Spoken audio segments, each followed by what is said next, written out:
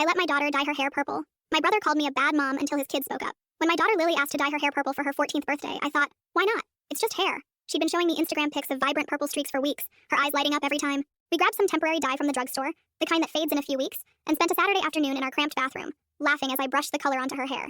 The next morning, she was beaming, twirling her new purple locks while eating her favorite waffles topped with whipped cream. She said the purple matched the grape jelly perfectly, and I hadn't seen her that happy since her dad and I split up a year ago.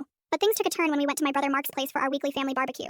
The second we walked in, Mark's jaw tightened. He pulled me aside in the garage, away from Lily and her cousins, and laid into me. "What are you thinking, letting her do that to her hair?" he hissed, pointing toward the backyard where Lily was tossing a frisbee. "She's gonna look like a troublemaker at school."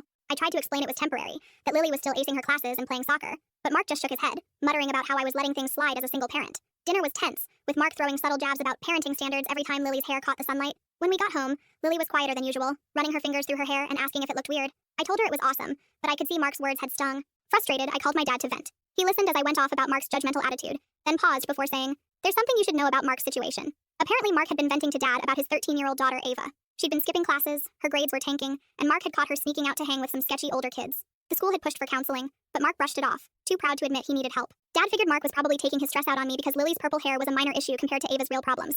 A few days later, Ava showed up at our house looking down. Lily invited her in for pizza, and over dinner, Ava started talking. She admitted she'd been acting out because her parents were always on her case, never letting her express herself. She envied how Lily could try something bold like purple hair and know I'd have her back. After Ava left, Lily hugged me and said, "Thanks for letting me be me, Mom, even if Uncle Mark doesn't get it." That's when it hit me. The purple hair wasn't just a fun experiment. It was about Lily feeling safe to figure out who she is, knowing I'd support her through it.